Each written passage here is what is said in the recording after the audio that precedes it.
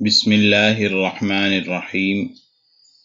کتاب کا نام ہے مسلمان عورت کے حقوق اور ان پر اعتراضات کا جائزہ۔ پردے کی پابندی کیوں؟ پردے کے احکام۔ قرآن مجید میں عورت کے پردے سے متعلق احکام بہت سے مقامات پر بیان ہوئے ہیں۔ وہ اپنے مفہوم اور مدعا اور غرض و غایت میں واضح ہیں۔ ان سے اسلام کا مزاج اور رجحان ہی نہیں، اس کا موقف بھی آسانی سے سمجھا جا سکتا ہے۔ اجنبیوں سے بات چیت کے آداب۔ رسول اللہ صلی اللہ علیہ وسلم کی ازواج مطہرات امت کی مائیں ہیں۔ ان کی زندگی امت کے لیے نمونہ ہے۔ ان سے خطاب ہے، یا نساء النبی لستن کأحد من النساء ان اتقیتن فلا تخضعن بالقول فیطمع الذی فی قلبہ مرض وقلن قولا معروفا۔ اے نبی کی بیویوں، تم عام عورتوں کی طرح نہ ہو اگر تم تقوی اختیار کرو، لہذا تم نرم لہجے میں بات نہ کرو کہ جس کے دل میں کوئی روگ ہے وہ کوئی لالچ کرنے لگے، اور معروف بات کہو۔ اس آیت میں ازواج مطہرات کو اجنبی مردوں سے بات کرنے کا طریقہ بتایا گیا ہے۔ اس سلسلے میں دو ہدایات دی گئی ہیں۔ ایک یہ کہ کسی سے بات ہو تو انداز میں کشش نہ ہو، بلکہ ایک طرح کی سختی ہو، ورنہ کسی بھی برے شخص کے دل میں برے خیالات آ سکتے ہیں۔ دوسری ہدایت یہ دی گئی کہ جو بات ہو وہ معروف، نیکی اور بھلائی کی ہو، غلط، گندی اور ناروا بات نہ ہو۔ گھر اصل میدان کار ہے۔ اس کے بعد فوراً یہ ارشاد ہوا، وَقَرْنَ فِي بُيُوتِكُنَّ وَلَا تَبَرَّجْنَ تَبَرُّجَ الْجَاهِلِيَّةِ الْأُولَى وَأَقِمْنَ الصَّلَاةَ وَآتِينَ الزَّكَاةَ وَأَطِعْنَ اللَّهَ وَرَسُولَهُ انما يريد الله ليذهب عنكم الرجس اہل البيت ويطهركم تطہیرا۔ اور اپنے گھروں میں قرار کے ساتھ رہو اور اگلی جاہلیت کی طرح لوگوں کے سامنے بن سنور کر نہ نکلو۔ نماز قائم کرو اور زکوٰۃ دو اور اللہ اور اس کے رسول کی اطاعت کرو۔ اے نبی کے گھر والو، اللہ یہ چاہتا ہے کہ تم سے گندگی دور کرے اور تمہیں اچھی طرح پاک کرے۔ اس آیت میں ازواج مطہرات کو گھروں میں سکون سے رہنے، اس میں ضرورت کے تحت گھروں سے نکلنے کی ممانعت نہیں ہے۔ جاہلیت کی ننگی تہذیب اور اس کے گندے طور طریقوں سے بچنے، نماز قائم کرنے، زکوٰۃ دینے اور زندگی کے تمام امور میں اللہ اور اس کے رسول کی اطاعت اختیار کرنے کا حکم ہے۔ اس کی حکمت یہ بیان ہوئی ہے کہ اللہ تعالیٰ چاہتا ہے کہ اس کے رسول کے گھر والوں کی زندگیاں اخلاقی گندگی سے پاک صاف اور سیرت اور کردار کے بلند تر مقام پر ہوں۔ یہ دراصل ازواج مطہرات ہی کے لیے نہیں بلکہ پوری امت کے لیے ہدایت ہے کہ ان کی معاشرتی زندگی کیسی ہونی چاہیے اور انہیں کن حدود کا پابند ہونا چاہیے۔ کسی چیز کے لینے اور دینے کا طریقہ۔ یہ سورہ احزاب کی آیات ہیں۔ اسی صورت میں آگے چل کر اہل ایمان کو ہدایت کی گئی، وَإِذَا سَأَلْتُمُوهُنَّ مَتَاعًا فَاسْأَلُوهُنَّ مِنْ وَرَاءِ حِجَابٍ ذَلِكُمْ أَطْهَرُ لِقُلُوبِكُمْ وَقُلُوبِهِنَّ۔ جب تم ان سے کوئی چیز مانگو تو پردے کے پیچھے سے مانگو، یہ طریقہ تمہارے دلوں اور ان کے دلوں کو زیادہ پاک رکھنے والا ہے۔ اس ارشاد میں اور اوپر کی آیات میں حجاب کی جو حکمت و مصلحت بیان ہوئی ہے، اس کا تعلق امہات المؤمنین سے جتنا ہے اس سے زیادہ امت کی دوسری عورتوں سے ہے کہ اس سے مسلمان مرد اور عورت دونوں کے دل گندے خیالات اور ناپاک جذبات سے محفوظ رہ سکتے ہیں۔ گھر سے باہر چادر کی پابندی۔ سورہ احزاب ہی میں ازواج مطہرات اور بنات طیبات کے ساتھ عام اہل ایمان عورتوں کے لیے بھی گھر سے باہر نکلنے کے آداب بیان ہوئے ہیں۔ یا ایھا النبی قل لازواجک وبناتک ونساء المؤمنین یدنین علیہن من جلابیبہن ذلك ادنى ان يعرفن فلا يؤذين وكان اللہ غفورا رحیما۔ اے نبی کہہ دو اپنی بیویوں، اپنی بیٹیوں اور مومنوں کی عورتوں سے کہ وہ اپنی چادر کا ایک حصہ اوپر سے لٹکا لیں، اس سے قریب ہے کہ وہ پہچانی جائیں اور انہیں تکلیف نہ پہنچائی جائے، اور اللہ بخشنے والا اور رحم کرنے والا ہے۔ اس آیت میں گھر سے باہر نکلنے پر جلباب کے استعمال کا حکم ہے۔ جلباب اس بڑی چادر کو کہا جاتا ہے جس سے پورا بدن ڈھک جائے۔ اس کے استعمال کی حکمت یہ بیان ہوئی ہے کہ اس طرح وہ شریف، با اخلاق اور پاک باز عورتیں معلوم ہوں گی، اور کوئی انہیں چھیڑنے یا ان پر ہاتھ بڑھانے کی ہمت نہ کر سکے گا۔ آنکھ کو جھکانا۔ سورہ نور میں بھی احکام حجاب بیان ہوئے ہیں۔ ان کی شروعات غض بصر کے حکم سے ہوئی ہے۔ غض بصر کے معنی ہے نگاہیں نیچی رکھنا اور نامحرم پر نظر نہ ڈالنا۔ ارشاد ہے قل للمؤمنین یغضوا من ابصارهم ویحفظوا فروجهم ذلک ازکی لهم ان اللہ خبیر بما یصنعون۔ ایمان والوں سے کہو کہ وہ اپنی نگاہیں نیچی رکھیں اور اپنی شرمگاہوں کی حفاظت کریں، اس میں ان کے لیے زیادہ پاکی ہے، بے شک اللہ جو کچھ وہ کرتے ہیں اس سے باخبر ہیں۔ نگاہ کی آوارگی زنا اور بدکاری کی طرف لے جاتی ہے۔ غض بصر بدکاری سے بچنے کا ایک بڑا ذریعہ ہے۔ اس سے تقوی اور طہارت اور نیکی کی راہ آسان ہوتی ہے۔ اسی وجہ سے غض بصر کے ساتھ حفظ فروج یعنی شرمگاہوں کی بدکاری سے بچانے کا حکم ہے، اس لیے کہ ان دونوں میں گہرا تعلق ہے۔ غض بصر کا حکم مردوں اور عورتوں دونوں ہی کے لیے ہے، چنانچہ مردوں کے بعد عورتوں کو اس کا حکم دیا گیا۔ اس کے ساتھ یہ بھی بتایا گیا کہ وہ اپنی زیب و زینت کا اظہار سوائے قریبی لوگوں کے کسی کے سامنے نہ کریں۔ ارشاد ہے قل للمؤمنات یغضضن من ابصارهن ویحفظن فروجهن ولا يبدين زینتهن الا ما ظهر منها وليضربن بخمرهن على جيوبهن ولا يبدين زینتهن الا لبعولتهن۔ اور ایمان والی عورتوں سے کہو کہ وہ اپنی نگاہیں نیچی رکھیں اور اپنی شرمگاہوں کی حفاظت کریں اور اپنی زیب و زینت کا اظہار نہ کریں سوائے اس میں سے اس زینت کے جو خود سے ظاہر ہو جائے، اور اپنی اوڑھنیاں اپنے گریبانوں پر ڈالی رہیں اور اپنی زینت نہ ظاہر کریں سوائے اپنے شوہروں کے۔ محرم افراد کا حکم۔ اس سے آگے ان افراد کا ذکر ہے جن کے سامنے عورت اپنی زینت کا اظہار کر سکتی ہے۔ ان میں 7 قریبی رشتہ دار ہیں۔ باپ، خاوند کا باپ یعنی خسر، حقیقی بیٹے، سوتیلے بیٹے، بھائی، بھتیجے اور بھانجے۔ یہ وہ رشتہ دار ہیں جو عورت کے لیے محرم ہیں، جن سے اس کا کسی حال میں نکاح نہیں ہو سکتا۔ انہی میں چچا، تایا اور ماموں آتے ہیں، اس لیے کہ وہ بھی محارم میں داخل ہیں۔ رضاعی رشتہ داروں کا بھی یہی حکم ہے۔ اس کے ساتھ اس آیت میں ان لوگوں کے سامنے بھی اظہار زینت کی اجازت دی گئی ہے، یعنی گھر اور خاندان کی، پاس پڑوس کی اور ملنے جلنے والی عورتیں، بشرطے کہ وہ دین اور اخلاق کے لحاظ سے ان جیسی ہوں۔ اس کے لیے نسائہن اپنی عورتیں کا لفظ استعمال ہوا ہے۔ باندیاں ایسے خدمتگار اور ملازم جنہیں عورتوں سے دلچسپی نہ ہو، اور کمسن بچے۔ شوہر اور بیوی کے درمیان جنسی تعلق ہوتا ہے، ان کے لیے حجاب کا وہ حکم نہیں ہے جو دوسروں کے لیے ہے۔ وہ ایک دوسرے کے پورے بدن ہی سے جنسی لذت حاصل کرتے ہیں۔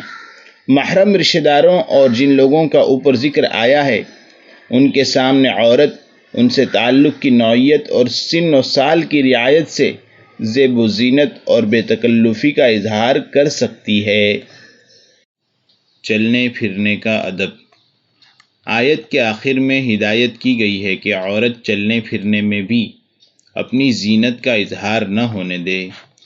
وَلَا يَضْرِبْنَ بِأَرْجُلِهِنَّ لِيُعْلَمَ مَا يُخْفِينَ مِن زِينَتِهِنَّ وَتُوبُوا إِلَى اللَّهِ جَمِيعًا أَيُّهَا الْمُؤْمِنُونَ لَعَلَّكُمْ تُفْلِحُونَ۔ اور اپنے پیر زمین پر اس لیے مار کر کہ جو زینت چھپاتی ہیں وہ علم میں آئے نہ چلیں۔ اے ایمان والو، تم سب اللہ کی طرف رجوع کرو، امید ہے فلاح پاؤ گے۔ نئے زمانے کے لیے حجاب ناقابل قبول ہے۔ نئے زمانے کے لیے پردے کی یہ تعلیمات پرانے زمانے کی یادگار اور ناقابل قبول ہیں۔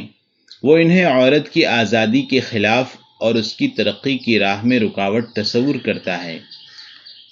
اس کے نزدیک آج حالات بدل چکے ہیں اور نئے تقاضے سامنے ہیں۔ جب تک عورت ان بندشوں سے نجات نہ پائے، موجودہ حالات کا اور ان کے تقاضوں کا ساتھ نہیں دے سکتی اور ترقی نہیں کر سکتی۔ عورت کے اندر بے پردگی کا رجحان پیدا کیا گیا۔ نئے زمانے کی تہذیبی خصوصیات میں سے ایک خصوصیت یہ ہے کہ اس نے عورت کے اندر بے حیائی اور ننگا پن پیدا کر دیا۔ یہ جس زور اور قوت سے بڑھتا گیا، اس کے ننگا پن میں بھی اضافہ ہوتا چلا گیا۔ عورت کے ننگے پن سے مرد کو جنسی لذت حاصل ہوتی ہے، اس لیے اس نے اس پر نہ تو کوئی اعتراض کیا اور نہ کوئی پابندی ہی لگائی، بلکہ اسے اور بڑھانے کی کوشش کی۔ اس نے عورت کے ذہن میں یہ تصور بٹھا دیا کہ اس کے حسن و جمال کو کھلا اور بے پردہ ہونا چاہیے۔ یہ اس کی شخصیت کی ذلت ہے کہ اسے 7 پردوں میں چھپایا جائے۔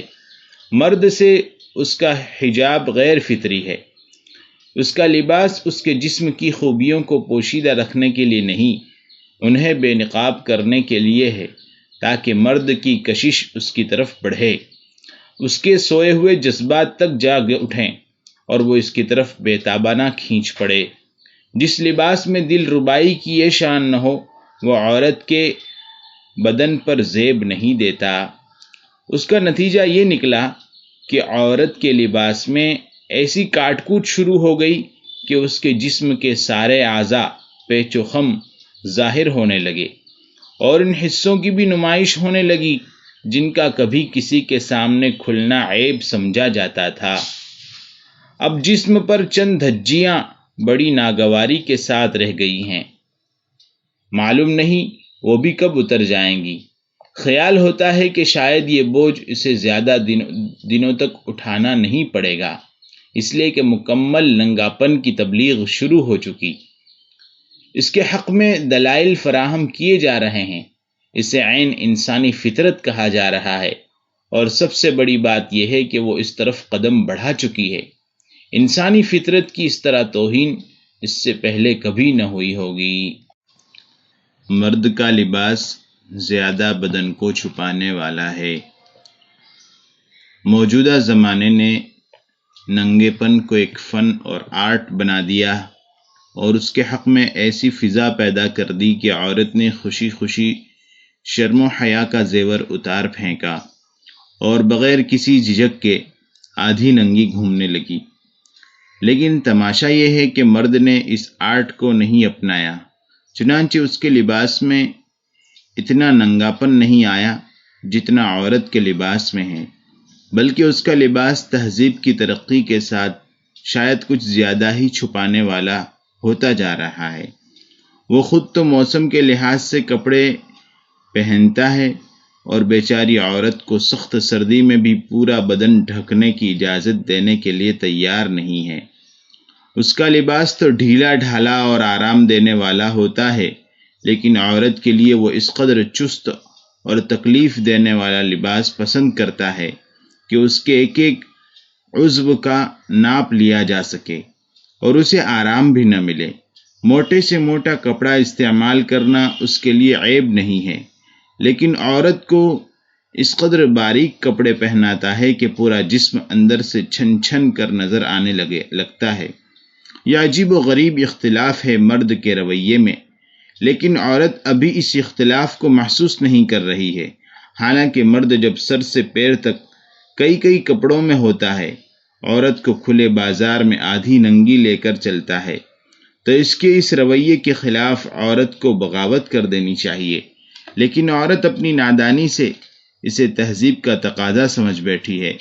اپنے جسم کی نمائش پر ندامت سے اس کا سر جھکنا تو درکنار، فخر اور غرور سے اونچا ہو جاتا ہے، اور وہ پورے ناز و ادا کے ساتھ مرد کی ہمنوا بن جاتی ہے۔ ننگے پن کے اس ماحول میں اگر کوئی عورت اسلامی حد کی پابند ہو اور اپنے جسم کو غیروں کی نظروں سے چھپائے رکھے تو ہوس پرست مرد کا خون کھولنے لگتا ہے۔ وہ اسے ایک ایسی چلتی پھرتی لاش معلوم ہوتی ہے جس سے جذبات کو وہ آرام نہیں ملتا، جس کی تلاش میں اس کی نگاہیں ہر طرف بھٹکتی پھرتی ہیں۔ آئیے اب ذرا ان دلائل کا جائزہ لیا جائے جن کی بنیاد پر پردے کی مخالفت کی جاتی ہے۔ پردہ فطری جذبات پر روک تھام نہیں ہے۔ ایک دلیل یہ دی جاتی ہے، ویسے اب اس میں کوئی جان نہیں رہی، کہ عورت اور مرد کے درمیان پردے سے ان کے جنسی جذبات اندر ہی اندر گھٹتے رہتے ہیں اور وہ سخت نفسیاتی الجھنوں کا شکار ہو جاتے ہیں۔ پردہ انسان کے ایک فطری جذبے پر غیر ضروری پابندی ہے۔ جب فطری جذبات پر پابندی لگائی جاتی ہے تو موقع ملنے پر وہ زیادہ سختی کے ساتھ ابھرتے ہیں اور ان کے بڑے بھیانک نتیجے سامنے آتے ہیں۔ لیکن یہ بیکار فلسفہ انسان کی نفسیات کے بالکل خلاف ہے۔ تجربات ہمیشہ اس کی تردید کرتے رہتے ہیں۔ خود مغرب کے تجربے نے ثابت کر دیا ہے کہ بے پردگی اور مرد و عورت کے ملنے سے جنسی جذبات زیادہ بھڑکتے ہیں اور زنا اور بدکاری عام ہوتی ہے۔ چنانچہ آزادانہ جنسی تعلقات مغربی معاشرے کا پھوڑا بن چکے ہیں۔ اس کی وجہ سے جس طرح خاندان کے خاندان تباہ ہو رہے ہیں، اخلاقی قدریں پامال ہو رہی ہیں اور جسمانی دماغی بیماریاں پھیل رہی ہیں، اس سے مغربی تہذیب کی بنیادیں ہل چکی ہیں۔ ان بھیانک نتیجے کو دیکھنے کے بعد کوئی صحیح سمجھنے والا انسان بے پردگی کی حمایت اور تبلیغ کیا کرے گا؟ وہ تو حجاب کے قانون کو زیادہ ضروری قرار دے گا۔ اگر یہ قانون موجود نہ ہوتا تو اس کی فطرت اسے مجبور کرتی کہ وہ اس کے لیے قانون بنائے اور عورت اور مرد دونوں کو اس کا پابند بنانے کی کوشش کرے۔ کیا حجاب ترقی کی راہ میں رکاوٹ ہے؟ کہا جاتا ہے کہ پردہ مسلمان عورت کی ترقی کی راہ میں ایک بڑی رکاوٹ ہے۔ اس کی وجہ سے وہ گراوٹ اور تنزل کا شکار ہے اور سماجی اور معاشرتی زندگی سے عملاً کٹ کر رہ گئی ہے۔ اس بندش سے آج عورتیں آزاد ہیں، انہوں نے حیرت انگیز ترقی کی ہے اور کر رہی ہیں۔ لیکن مشکل یہ ہے کہ ہم مسلمانوں کی ترقی کی راہ میں بہت سی رکاوٹیں بیان کی جاتی ہیں۔ کوئی پردے کو ترقی کی راہ میں رکاوٹ سمجھتا ہے، کسی کے نزدیک اسلام کا پورا خاندانی نظام ہی رکاوٹ ہے جو عورت کو گھر کی چار دیواری میں بند کر دیتا ہے۔ کسی کے خیال میں اسلامی عبادات مسلمانوں کی ترقی کی راہ میں حائل ہیں۔ نماز کی وجہ سے کام کے بہترین اوقات میں خلل واقع ہوتا ہے۔ روزہ جیسی سخت عبادت سے تندرستی برباد ہوتی ہے اور حج میں وقت اور مال دونوں کا ضیاع ہے۔ کسی کی سمجھ میں اسلام کے مابعد طبیعی نظریات رکاوٹ ہیں۔ بیچارہ مسلمان حیران ہے کہ ان میں سے کس کے مشورے پر عمل کیا جائے اور کس کے حکم کو نظر انداز کیا جائے، کس کو خوش کیا جائے اور کس کی ناراضی لی جائے۔ تکلف ایک طرف بہت سے چالاک اور سمجھدار حضرات اسلام ہی کو مسلمانوں کی ترقی کی راہ میں رکاوٹ تصور فرماتے ہیں، لیکن ایک عام مسلمان کی مجبوری یہ ہے کہ وہ اپنی ہزار کوتاہیوں اور خامیوں کے باوجود اسلام سے دستبردار ہونے کے لیے اور اس کو چھوڑنے کے لیے تیار نہیں ہے۔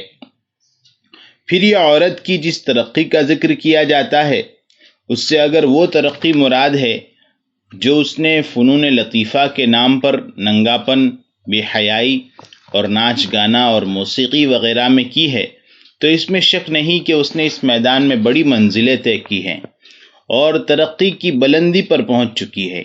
لیکن اس کے لیے اسے شرم و حیا، پاک دامنی، لطف و محبت اور فرمانبرداری اور وفا شعاری جیسے اعلیٰ اخلاق کو قربان کرنا پڑا ہے۔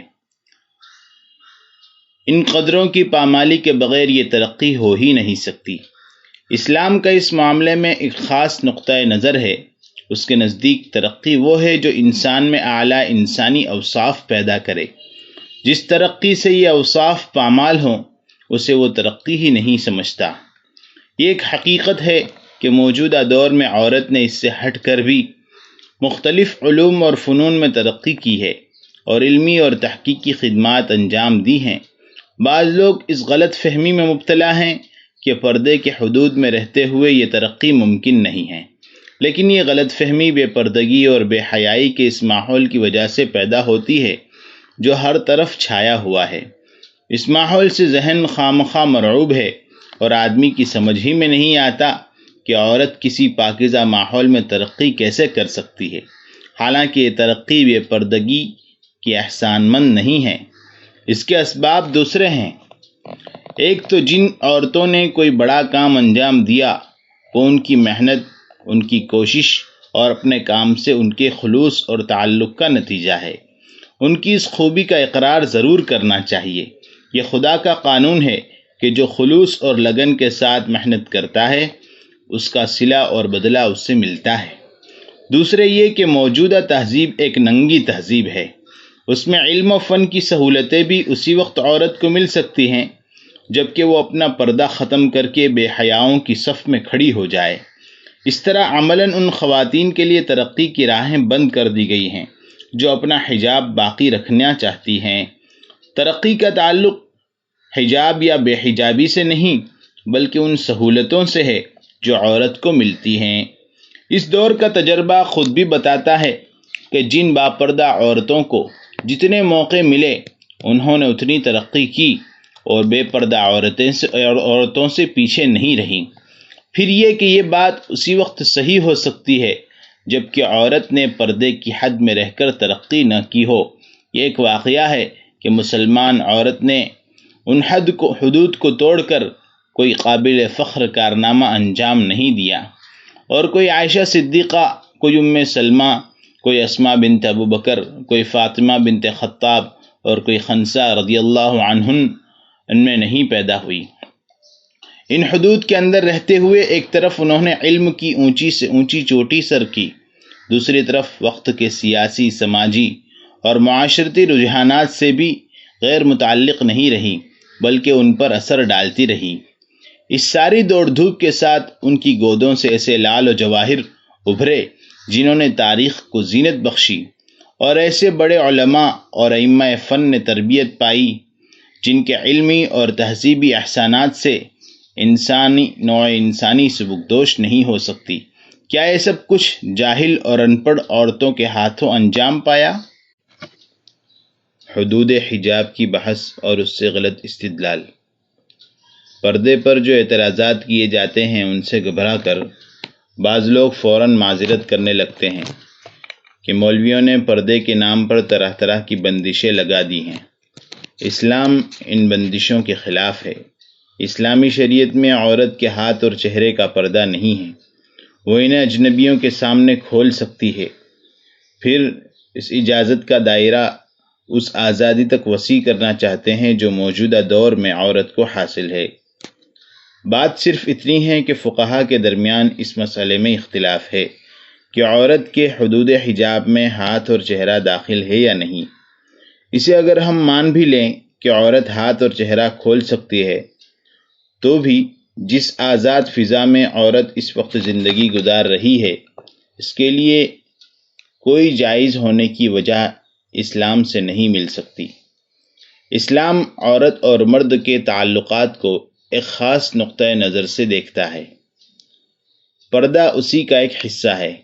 یہ نقطۂ نظر موجودہ دور کے نقطۂ نظر سے بالکل مختلف ہے اور قدم قدم پر اس سے ٹکراتا ہے۔ اسلام نے عورت کی توجہ کا اصل مرکز اس کا گھر بتایا ہے۔ وہ اس بات کو پسند نہیں کرتا کہ عورت بغیر کسی ضرورت اور مجبوری کے گھر سے نکلے۔ موجودہ دور اس بات کو ماننے ہی کے لیے تیار نہیں ہے کہ عورت کا مرکز اس کا گھر ہونا چاہیے۔ اسلام مرد و عورت کے ملاپ کا سخت مخالف ہے، جبکہ یہ ملاپ موجودہ معاشرت کا لازمی حصہ ہے۔ اسلام نے آنکھ جھکانے کا حکم دیا ہے، جبکہ موجودہ دور کے افکار کا سارا دفتر اس تصور ہی سے خالی ہے کہ کسی اجنبی عورت پر کبھی نظر پڑ بھی جائے تو آدمی کو فوراً نگاہیں نیچی کر لینی چاہیے۔ کچھ عجب نہیں کہ وہ مفت کی ایک لذت سے محروم ہونے کو بدذوقی قرار دے۔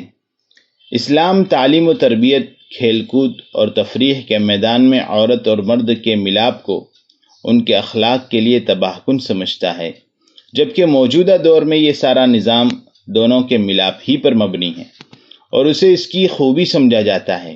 اسلام کا حکم ہے کہ عورت گھر سے نکلے تو راستے میں کنارے کنارے اور مردوں سے بچ کر چلے۔ عبادات تک میں اس نے دونوں کو ایک دوسرے سے الگ رہنے کی تعلیم دی ہے، جبکہ موجودہ دور عورت کے ساتھ اس امتیازی سلوک کا روادار نہیں ہے۔ وہ سڑکوں پر، بازاروں میں، آفسوں میں، سماجی اور معاشرتی پروگراموں میں عورت کو مرد کے ساتھ ساتھ کندھا بکندھا دیکھنا چاہتا ہے۔ حقیقت یہ ہے کہ ایک حجاب ہی نہیں، اسلام کے بہت سے صریح احکام کو توڑے بغیر کوئی مسلمان عورت زندگی کی تگ و دوڑ میں اس آزادی کے ساتھ حصہ نہیں لے سکتی جس آزادی کے ساتھ آج کی عورت لے رہی ہے۔ موجودہ دور عورت کو بے قید زندگی کی دعوت دیتا ہے۔ اسلام اخلاقی حدود اور قیود کو اس کے لیے ضروری قرار دیتا ہے۔ دونوں کی منزل بالکل آنکھوں کے سامنے ہے، وہ بڑی آسانی سے اپنی سمت سفر اور اپنی منزل کا فیصلہ کر سکتی ہے۔ طلاق کا مسئلہ۔ اسلام کے قانون طلاق پر ایک اعتراض یہ کیا جاتا ہے کہ اس نے طلاق کا حق مرد کو دے کر عورت کے ساتھ زیادتی کی ہے۔ اس کے لیے کسی معقول وجہ کا پایا جانا بھی ضروری نہیں ہے۔ یہ سراسر ایک غلط کارروائی ہے اور مرد کی مرضی پر موقوف ہے۔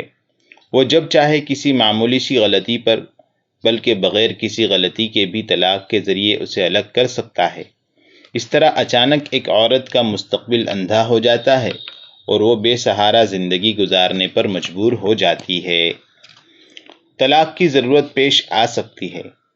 جس بھیانک شکل میں طلاق کا ذکر کیا جاتا ہے، ایک تو یہ کہ مسلم معاشرے میں اس کا کوئی وجود نہیں ہے، دوسرے یہ کہ طلاق بہت سے گھریلو جھگڑوں اور پیچیدگیوں کا مناسب حل ہے۔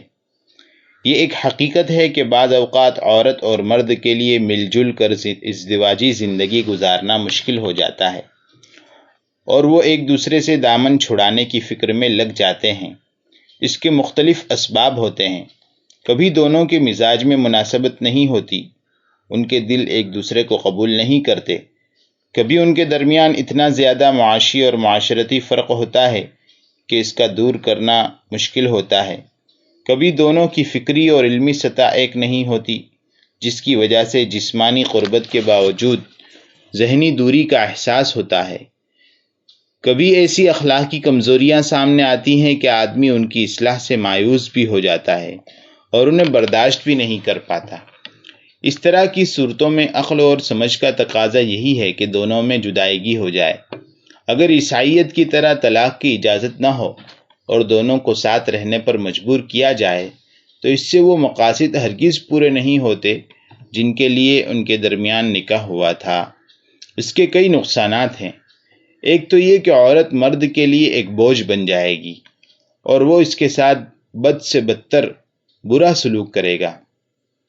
دوسرے یہ کہ طلاق کے بعد عورت کا کسی ہم مزاج سے رشتہ ہو سکتا ہے اور وہ بہتر زندگی گزار سکتی ہے۔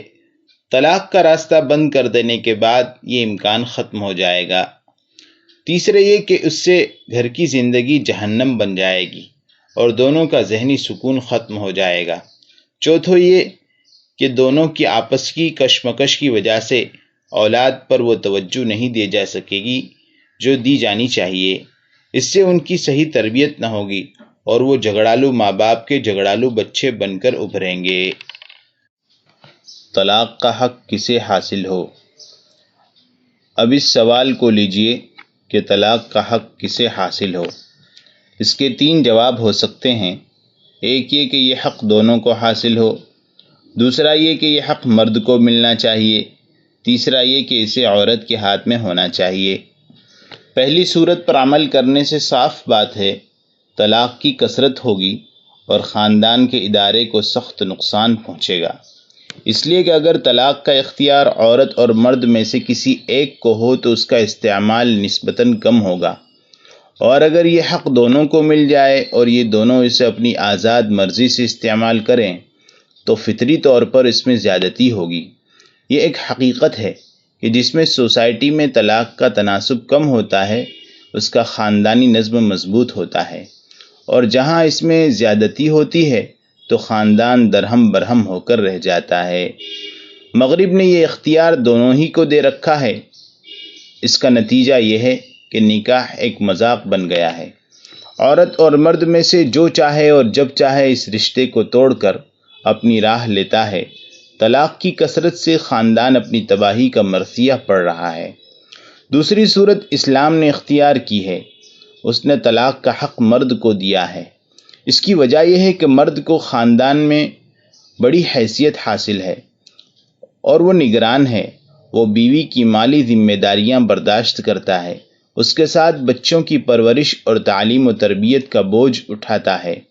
اس لیے وہی یہ فیصلہ کر سکتا ہے کہ بیوی کے ساتھ مل کر وہ ان ذمہ داریوں سے سبکدوش ہو سکتا ہے یا نہیں۔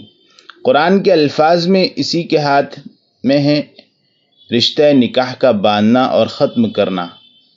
یہ اس کے ساتھ بڑی زیادتی ہے کہ جس بیوی کو وہ ناپسند کرے یا جس کا تعاون اسے حاصل نہ ہو، اس بیوی کو اپنے گھر کی ملکہ بنائے رکھنے پر اسے مجبور کیا جائے۔ یہ نہیں کہا جا سکتا ہے کہ مرد کو طلاق کا حق مل جائے تو اسے وہ منمانے طریقے سے استعمال کرنے لگے گا، اس لیے کہ اس میں اس کا زبردست مالی نقصان ہے۔ بیوی کو اس نے جو مہر دیا ہے اس کا وہ مطالبہ نہیں کر سکتا۔ اگر نہیں دیا ہے تو طلاق کے وقت اسے دینا پڑے گا۔ شادی کے زیورات وغیرہ سے بھی وہ محروم ہو جائے گا، بیوی اسے لے جائے گی۔ اس مدت میں اس نے بیوی پر جو خرچ کیا ہے وہ بھی اسے واپس نہیں ملے گا۔ اس کے بعد اگر وہ دوسری شادی کرنا چاہے تو نئے سرے سے اسے مہر دینا ہوگا، شادی کے خرچے برداشت کرنے ہوں گے اور اس کی معاشی ذمہ داریاں اٹھانی ہوں گی۔ اس کے ساتھ اگر پہلی بیوی کے بچے ہوں تو ان کی پرورش بھی اسے کرنی ہوگی۔ وہ لوگ خیالی دنیا میں رہتے ہیں جو مرد کے حق طلاق پر اعتراض کرتے ہیں۔ ان بیچاروں کو زندگی کے ان حقیقی مسائل پر سوچنے کی شاید فرصت ہی نہیں ملتی، لیکن جس شخص کے سامنے یہ سارے مسائل ہوں وہ ایک بیوی کو طلاق دے کر دوسری کے ذریعے گھر آباد کرنے سے پہلے ان پر ضرور سوچے گا اور 1000 بار سوچے گا۔ برباد کرنے کے بعد تعمیر کرنا کھیل نہیں ہے۔ اب تیسری صورت کو لیجئے، وہ یہ کہ حق طلاق عورت کو دیا جائے۔ اس سے طلاق کا غلط اور بیجا استعمال ختم نہ ہوگا۔ مرد حق طلاق کے نامناسب استعمال سے عورت کو پریشان کر سکتا ہے، تو اس امکان کو بھی بھولنا نہیں جا سکتا کہ اس حق کے ملنے پر عورت اس کا نامناسب استعمال کر کے مرد کو مصیبت میں ڈال دے۔ عورت کو یہ حق دینے میں بعض برائیاں بھی ہیں۔ نمبر 1، مرد کے ساتھ یہ بہت بڑی زیادتی اور ناانصافی ہے کہ عورت کی ساری ذمہ داریاں مرد اٹھائے اور حق طلاق عورت کے ہاتھ میں رہے۔ نمبر 2، طلاق سے مرد کا نقصان ہے، عورت کا کوئی نقصان نہیں ہے۔ اگر طلاق کا اختیار اسے حاصل ہو تو کوئی بھی بد اخلاق عورت جب چاہے مرد کو طلاق دے کر بچوں کو اس کے حوالے کر دے گی اور مہر اور زیورات لے کر گھر سے نکل کھڑی ہوگی، پھر نئے مہر اور نئے ساز و سامان کے ساتھ دوسرے مرد سے شادی کر لے گی۔ نمبر 3، یہ ایک حقیقت ہے کہ مرد کے مقابلے میں عورت زیادہ جذباتی ہوتی ہے۔ وہ کسی بھی وقتی جوش اور جذبے کے تحت مرد سے علیحدگی اختیار کر سکتی ہے۔ اس سے طلاق کا تناسب بہت بڑھ جائے گا اور معاشرہ ایک نئے بحران سے دوچار ہو جائے گا۔ عدالت کے ذریعے طلاق کی برائی۔ اس کا حل یہ سمجھا جاتا ہے کہ عدالت کے ذریعے طلاق ہو۔ میاں بیوی سے جو بھی الگ ہونا چاہے عدالت سے درخواست کرے۔ اگر عدالت ان اسباب سے مطمئن ہو جو علیحدگی کے لیے بیان کیے گئے ہیں تو ان کے درمیان جدائیگی کر دے، ورنہ درخواست رد کر دی جائے۔ اس میں برائی یہ ہے کہ میاں بیوی میں سے جو بھی طلاق حاصل کرنا چاہے گا وہ عدالت کو مطمئن کرنے کے لیے دوسری پارٹی کی حقیقی کمزوریاں اور زیادتیاں ہی نہیں بیان کرے گا، بلکہ ضرورت کے وقت اس پر سخت سے سخت اور سنگین الزامات بھی لوٹائے گا۔ اس پر یقینی طور پر جوابی الزامات کا سلسلہ شروع ہو جائے گا۔ اس سے دونوں کی سیرت اور اخلاق اس قدر خراب ہوں گے کہ سوسائٹی میں ان کا وقار باقی نہیں رہے گا، اور وہ اپنے ہاتھوں اپنے ہی نہیں پورے خاندان کی رسوائی اور جگ ہنسائی کا سامان کریں گے۔ پھر عدالت کا جو حال ہے اس سے ساری دنیا واقف ہے۔ وہاں سے کوئی فیصلہ حاصل کرنا چھٹی کے دودھ سے کم نہیں ہے۔ سوال یہ ہے کہ اس پوری مدت میں وہ کیسے ایک ساتھ زندگی گزاریں گے، بلکہ ایک دوسرے کو برداشت کریں گے۔ اس کا دوسرا پہلو یہ ہے کہ اگر عدالت سے علیحدگی نہ ہو تو میاں بیوی دونوں زبردستی ایک دوسرے سے بندھے رہیں گے۔ اس سے دونوں کی جان تنگی میں پڑی رہے گی۔ ان کے لیے خوشگوار زندگی کا تصور بھی مشکل ہوگا۔ بعض اخلاقی ہدایات۔ اسلام انسان کا جو ذہن اور مزاج بناتا ہے اور جس طرح اس کی تربیت کرتا ہے، اس میں طلاق کی نوبت کم ہی آ سکتی ہے، اور یہ خطرہ بس امکان ہی کے درجے میں ہوتا ہے کہ آدمی محض جنسی لذت کے لیے طلاق کی تلوار چلاتا ہے۔ اسلام نے اس سلسلے میں جو اخلاقی ہدایات دی ہیں، اب ان کا ایک ہلکا سا تصور پیش کیا جا رہا ہے۔ نکاح ایک سنجیدہ معاہدہ ہے۔ اسلام کے نزدیک نکاح کے ذریعے عورت اور مرد چند دن کے عیش یا تفریح کے لیے نہیں، بلکہ وہ زندگی بھر کی دوستی کا عہد باندھتے ہیں۔ اس عہد کو قرآن نے میثاق غلیظ سے تعبیر کیا ہے۔ جو شخص سنجیدگی سے یہ عہد کرے، وہ آسانی سے اسے توڑنے کی ہمت نہیں کر سکتا۔ یہ مذاق وہی کر سکتا ہے جو اس کی اہمیت کو نہ محسوس کرتا ہو اور ناسمجھی کے عالم میں اتنا بڑا عہد کر بیٹھا ہو۔ رسول اللہ صلی اللہ علیہ وسلم نے نکاح اور طلاق کے معاملے میں مذاق کو نامناسب قرار دیا ہے، اس لیے کہ یہ اس سنجیدگی کے خلاف ہے جو اس سلسلے میں ہونی چاہیے۔ حضرت ابو ہریرہ رضی اللہ عنہ روایت کرتے ہیں کہ آپ صلی اللہ علیہ وسلم نے فرمایا، ثلاث جدہن جد وہزلہن جد، النکاح والطلاق والرجعۃ۔ تین چیزیں ایسی ہیں کہ ان میں سنجیدگی تو سنجیدگی ہے ہی، مذاق بھی سنجیدگی ہی سمجھی جائے گی۔ وہ ہیں نکاح، طلاق اور اس سے رجوع۔ امام خطابی کہتے ہیں، اس پر علماء کا عام اتفاق ہے کہ اگر کوئی عاقل اور بالغ صراحت کے ساتھ طلاق دے تو طلاق ہو جائے گی۔ اسے وہ مذاق قرار دے کر ختم کرنا چاہے تو اس کی بات نہیں مانی جائے گی۔ بعض علماء نے اس حرکت کو اللہ تعالیٰ کی آیات کے ساتھ مذاق کہا ہے، اس لیے کہ اسے جائز کر دیا جائے تو اس بات کا خطرہ ہے کہ ایک شخص نکاح کرنے، طلاق دینے، اسی طرح غلام کو آزاد کرنے کے بعد یہ کہہ کر اپنے بول کو واپس لے سکتا ہے کہ وہ مذاق کر رہا تھا۔ اس سے احکام الہی پر عمل ہی ختم ہو جائے گا۔ اس لیے حدیث میں جن باتوں کا ذکر ہے ان کے بارے میں زبان سے کسی فیصلے کے اظہار کے بعد ان پر عمل لازم آ جائے گا۔ طلاق سخت ناپسندیدہ ہے۔ اسلام نے ضرورت کے وقت طلاق کی اجازت ضرور دی ہے، لیکن اس کے ساتھ یہ بھی بتا دیا ہے کہ یہ کوئی اچھا کام نہیں ہے، بلکہ اللہ تعالیٰ کے نزدیک یہ ایک سخت ناپسندیدہ قدم ہے۔ اس لیے انتہائی مجبوری ہی میں یہ قدم اٹھانا چاہیے۔ حضرت عبداللہ بن عمر رضی اللہ عنہما کی روایت ہے کہ رسول اللہ صلی اللہ علیہ وسلم نے فرمایا، ابغض الحلال الی اللہ عز وجل الطلاق۔ اللہ عز وجل کے نزدیک حلال چیزوں میں سب سے زیادہ ناپسندیدہ چیز طلاق ہے۔ حضرت محارب بن دثار رضی اللہ عنہ رسول اللہ صلی اللہ علیہ وسلم کا ارشاد نقل کرتے ہیں، اللہ نے کوئی ایسی چیز حلال نہیں کی جو طلاق سے زیادہ اسے ناپسند ہو۔ اسی مفہوم کی ایک روایت حضرت معاذ رضی اللہ عنہ سے مروی ہے، گو یہ سندن کمزور ہے لیکن اوپر کی روایات کی تائید کرتی ہے۔ رسول اللہ صلی اللہ علیہ وسلم نے فرمایا، یا معاذ، ما خلق اللہ شیئا علی وجہ الارض احب الیہ من العتاق ولا خلق اللہ شیئا علی وجہ الارض ابغض الیہ من الطلاق۔ اے معاذ، اللہ نے سطح زمین پر کوئی ایسی چیز نہیں پیدا کی جو غلام کو آزاد کرنے سے زیادہ اسے پسند ہو، اسی طرح اس نے روئے زمین پر کوئی ایسی چیز نہیں پیدا کی جو طلاق سے زیادہ اسے ناپسند ہو۔ ایک طرف اسلام نے مرد کے ذہن میں یہ بات بٹھائی کہ طلاق ایک ناپسندیدہ عمل ہے، دوسری طرف عورت کو ہدایت کی کہ وہ بلا وجہ مرد سے طلاق کا مطالبہ نہ کرے۔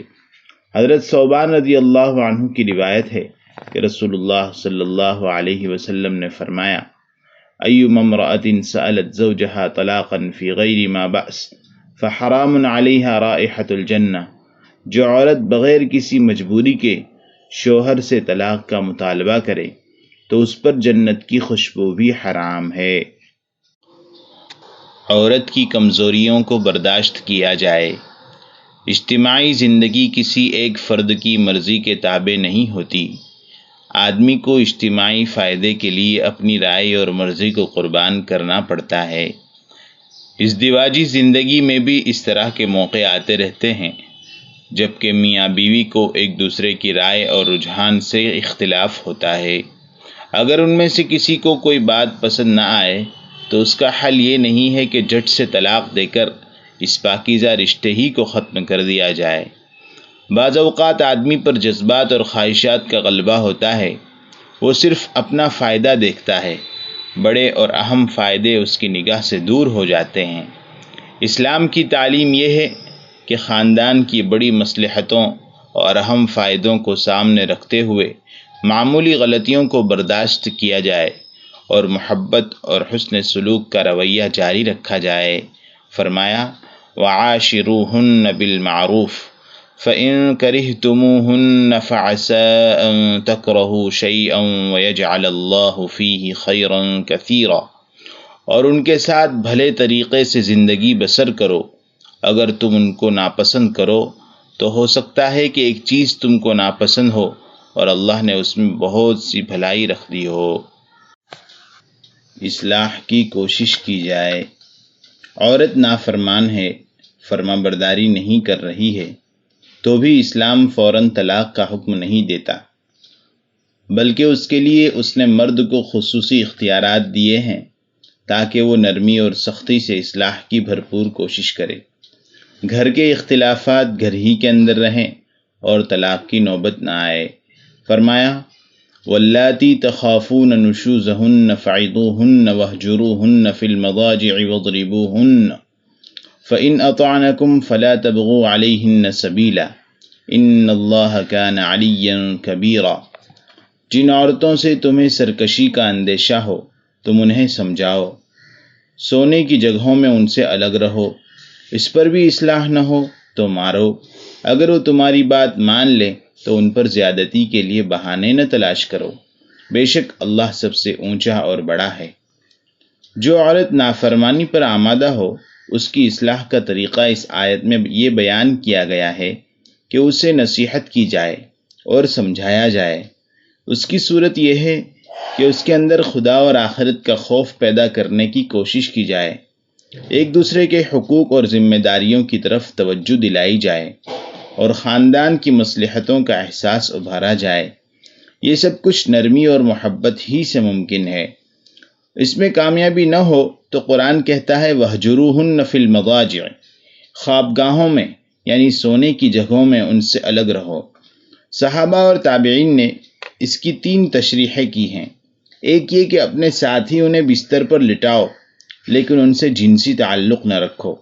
دوسرے یہ کہ ان کو ساتھ لٹاؤ لیکن اپنی ناگواری کے اظہار کے لیے ان سے رخ پھیر لو اور بات نہ کرو۔ تیسرے یہ کہ ان کا بستر اپنے بستر سے الگ کر لو۔ یہ ایک نفسیاتی تدبیر ہے، اس پر مرد اسی وقت عمل کر سکتا ہے جبکہ خود اس کے اندر غیر معمولی ضبط نفس ہو۔ اگر وہ اس ضبط نفس کا مظاہرہ کرے تو اس کا امکان ہے کہ عورت سرکشی سے باز آ جائے۔ جنسی جذبہ بڑا سخت جذبہ ہے، جو شخص اس معاملے میں اپنے مضبوط ارادے کا ثبوت پیش کرے عورت اس کا مقابلہ نہیں کر سکتی۔ بعض طبیعتیں ایسی ہو سکتی ہیں جن کے لیے یہ علاج کامیاب نہ ہو، اس صورت میں قرآن نے عورت کو مارنے کی بھی اجازت دی ہے۔ یہ بات بڑی بھیانک معلوم ہوتی ہے، لیکن ایک تو یہ کہ اس اجازت پر عمل اس وقت ہوگا جبکہ پہلے دو طریقوں سے عورت اصلاح قبول نہ کرے اور اپنی سرکشی پر قائم رہے، اسے پہلے ہی قدم پر نہیں بلکہ آخری چارہ کار کے طور پر اختیار کیا جائے گا۔ دوسرے یہ کہ رسول اللہ صلی اللہ علیہ وسلم کا ارشاد ہے وَضْرِبُوهُنَّ ضَرْبًا غَيْرَ مُبَرَّحٍ، یعنی اصلاح کے لیے انہیں مارنے کی اجازت تو ہے لیکن یہ مار سخت نہیں ہونی چاہیے۔ حضرت عبداللہ بن عباس رضی اللہ عنہما اس کی تشریح میں فرماتے ہیں مسواک یا اس جیسی کسی چیز سے مارا جائے۔ حضرت قتادہ رحمۃ اللہ علیہ کہتے ہیں ایسی مار جس سے جسم میں عیب نہ پیدا ہو۔ حضرت حسن بصری رحمۃ اللہ علیہ کا ارشاد ہے ایسی مار جس سے بدن پر نشان نہ پڑیں۔ اس سے ہٹ کر وحشیانہ طریقے سے اگر کوئی شخص عورت کی مار پیٹ شروع کر دے تو اسلامی قانون اس کے خلاف حرکت میں آ جائے گا۔ امام نووی رحمۃ اللہ علیہ فرماتے ہیں شریعت نے جس حد کے اندر عورت کو مارنے کی اجازت دی ہے اس سے بھی اگر عورت انتقال کر جائے تو اسے قتل خطا سمجھا جائے گا۔ شوہر کے خاندان والوں پر قتل کا جرمانہ واجب ہو جائے گا اور قتل خطا کا کفارہ تنہا شوہر کو ادا کرنا ہوگا۔ طلاق سے روکنے کے لیے عورت اپنے حقوق چھوڑ سکتی ہے۔ ایک طرف اسلام نے مرد کو اس بات کی بار بار تاکید کی ہے کہ وہ عورت کے ساتھ بہتر سے بہتر سلوک کرے، اس کے حقوق پہچانے، اس کی غلطیوں کو چھوڑ دے، اس کی خوبیوں کو دیکھے اور اس کی کمزوریوں اور خامیوں کی ہر ممکن طریقے سے اصلاح کرے۔ دوسری طرف عورت سے کہا کہ معمولی بات پر طلاق کا مطالبہ لے کر نہ بیٹھ جائے۔ اگر وہ دیکھے کہ شوہر اس سے بے رخی برت رہا ہے تو اپنے حقوق کے مطالبے اور اس پر زبردستی کی جگہ اپنے حقوق چھوڑنے کے لیے بھی تیار رہے۔ شوہر سے لڑنے جھگڑنے کی جگہ صلح صفائی کی امکانی کوشش کرے۔ عورت کی طرف سے کسی پیشکش کو قبول کرنے میں مرد کا بیجا پندار حائل ہو سکتا تھا، اس لیے اگر عورت اپنے کچھ حقوق سے دستبردار ہو کر مرد کی ذمہ داریوں کو کم کر دے تو اس میں مرد کو ذلتی نہیں محسوس کرنی چاہیے۔ عورت اس کی مدد کرے اور وہ اس سے فائدہ اٹھائے تو یہ اس کے شان کے منافی نہیں ہے۔ فرمایا وَإِنِ امْرَأَةٌ خَافَتْ مِن بَعْلِهَا نُشُوزًا أَوْ إِعْرَاضًا فَلَا جُنَاحَ عَلَيْهِمَا أَن يُصْلِحَا بَيْنَهُمَا صُلْحًا وَالصُّلْحُ خَيْرٌ وَأُحْضِرَتِ الْأَنفُسُ الشُّحَّ وَإِن تُحْسِنُوا وَتَتَّقُوا فَإِنَّ اللَّهَ كَانَ بِمَا تَعْمَلُونَ خَبِيرًا۔ اگر کسی عورت کو اپنے شوہر سے بدسلوکی اور بے رخی کا اندیشہ ہو تو اس میں کوئی حرج نہیں کہ دونوں آپس میں کسی طرح صلح کر لیں۔ صلح بہرحال بہتر ہے۔ نفس تنگ دلی کی طرف جلد مائل ہو جاتے ہیں۔ اگر تم لوگ احسان سے پیش آؤ اور تقوی اختیار کرو تو اللہ تعالیٰ جو کچھ تم کرتے ہو اس سے باخبر ہے۔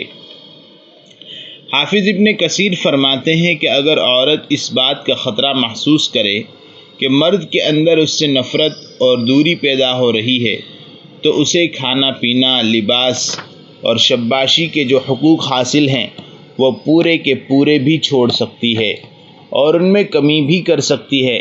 اس میں کوئی حرج نہیں کہ مرد اسے مان کر صلح کر لے۔ وہ شوہر پر خرچ کر سکتی ہے اور وہ اس کے تعاون کو قبول کر سکتا ہے۔ قرآن نے کہا ہے وَالصُّلْحُ خَيْرٌ، یعنی دونوں کے درمیان تفریق ہونے سے صلح کا ہونا بہتر ہے۔ دونوں طرف کے ذمہ دار اصلاح کی کوشش کریں۔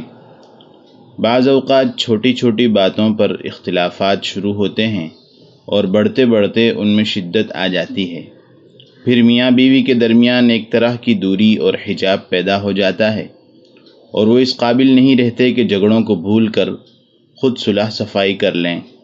قرآن نے ہدایت کی کہ جہاں دونوں آپس میں اختلاف حل نہ کر سکیں وہاں دونوں طرف کے ایک ایک ذمہ دار سر جوڑ کر بیٹھیں اور ان اختلافات کو حل کرنے کی کوشش کریں۔ اگر اخلاص ہو تو اللہ کی مدد حاصل ہوگی، اور جو مسائل ناقابل حل سمجھے جاتے ہیں ان کے بھی حل کی کوئی صورت نکل آئے گی۔ وَإِنْ خِفْتُمْ شِقَاقَ بَيْنِهِمَا فَابْعَثُوا حَكَمًا مِّنْ أَهْلِهِ وَحَكَمًا مِّنْ أَهْلِهَا إِنْ يُرِيدَا إِصْلَاحًا يُوَفِّقِ اللَّهُ بَيْنَهُمَا إِنَّ اللَّهَ كَانَ عَلِيمًا خَبِيرًا۔ اگر تمہیں میاں بیوی کے درمیان جھگڑے کا ڈر ہو تو ایک حکم مرد والوں کی طرف سے اور ایک عورت والوں کی طرف سے مقرر کرو۔ وہ دونوں اصلاح کرنا چاہیں تو اللہ ان کے درمیان موافقت کر دے گا، بے شک اللہ جاننے والا اور خبر رکھنے والا ہے۔ طلاق کے سلسلے میں 2 اصلاحی اقدامات۔ ساری کوششوں میں ناکامی کے بعد طلاق کا موقع آتا ہے۔ اس میں اسلام نے کچھ اقدامات کیے ہیں۔ نمبر 1، عرب میں طلاق اور اس سے رجوع کی کوئی حد نہیں تھی۔ جو شخص اپنی بیوی کو تنگ کرنا چاہتا وہ اسے طلاق دیتا، پھر مدت ختم ہونے سے پہلے رجوع کر لیتا، پھر طلاق دیتا، پھر رجوع کر لیتا، جب تک وہ چاہتا یہ سلسلہ جاری رہتا۔ اس طرح عورت شوہر والی ہونے کے باوجود مطلقہ کی زندگی گزارنے پر مجبور ہوتی۔ قرآن نے کہا طلاق 2 بار دی جا سکتی ہے، اسی میں آدمی کو رجوع کا حق ہوگا۔ الطلاق مرتان فامساکم بمعروف او تسریح باحسان۔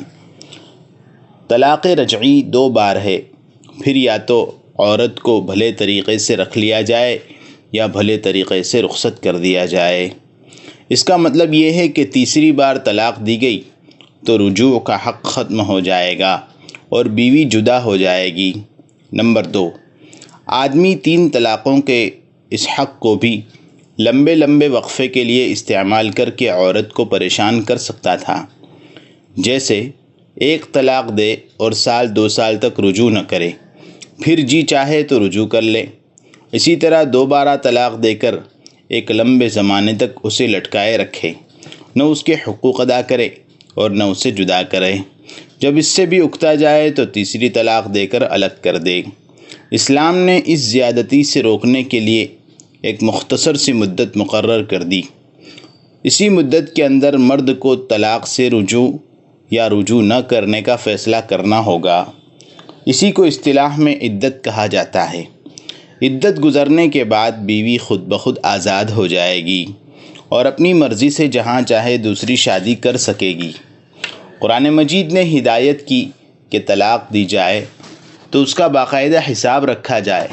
یہ کوئی کھیل نہیں ہے کہ آدمی جب چاہے طلاق دے بیٹھے اور اسے یہ بھی نہ معلوم ہو کہ کب طلاق دی اور کب اس کی مدت ختم ہوتی ہے۔ یا ایھا النبی اذا طلقتم النساء فطلقوہن لعدتہن واحصوا العدہ۔ اے نبی، جب تم لوگ عورتوں کو طلاق دو تو ان کی عدت پر طلاق دو اور عدت کا حساب رکھو۔ طلاق کی نوبت خلوت صحیحہ کے بعد بھی آ سکتی ہے اور خلوت صحیحہ سے پہلے بھی۔ خلوت صحیحہ کے بعد طلاق دی جائے تو اس کی عدت 3 حیض ہے۔ ارشاد ہے والمطلقات یتربصن بانفسہن 3 قروء۔ جن عورتوں کو طلاق دی گئی ہے وہ 3 حیض تک اپنے آپ کو انتظار میں رکھیں۔ یہ جوان عورت کا ذکر ہے جسے حیض آتا ہو۔ جن عورتوں کو بچپنے یا بڑھاپے یا کسی اور وجہ سے حیض نہ آئے ان کی عدت 3 مہینے ہے۔ اگر عورت حاملہ ہے تو بچے کی ولادت پر اس کی عدت ختم ہوگی۔ واللائی یئسن من المحیض من نسائکم ان ارتبتم فعدتہن 3 اشہر واللائی لم یحضن وأولاة الأحمال اجلہن ان یضعن حملہن۔ اور تمہاری جو عورتیں حیض سے مایوس ہو چکی ہوں، اگر تمہیں ان کے بارے میں شبہ ہو تو تمہیں معلوم ہونا چاہیے کہ ان کی عدت 3 مہینے ہیں۔ یہی حکم ان عورتوں کا ہے جنہیں ابھی تک حیض نہیں آیا ہے، اور جن عورتوں کے حمل ہو ان کی عدت یہ ہے کہ ان کا وضع حمل ہو جائے۔ اگر خلوت صحیحہ سے پہلے طلاق ہوئی ہے تو اس کی کوئی عدت نہیں ہے۔ ارشاد ہے یا ایہا الذین آمنوا اذا نکحتم المؤمنات ثم طلقتموهن من قبل ان تمسوهن فما لكم عليهن من عدة تعتدونها فمتعوهن وسرحوهن سراحا جمیلا۔ اے ایمان والو، جب تم ایمان والی عورتوں سے نکاح کرو اور ہاتھ لگانے سے پہلے انہیں طلاق دے دو تو تمہیں انہیں عدت میں بٹھانے کا حق نہیں ہے کہ اس کی گنتی پوری کراؤ،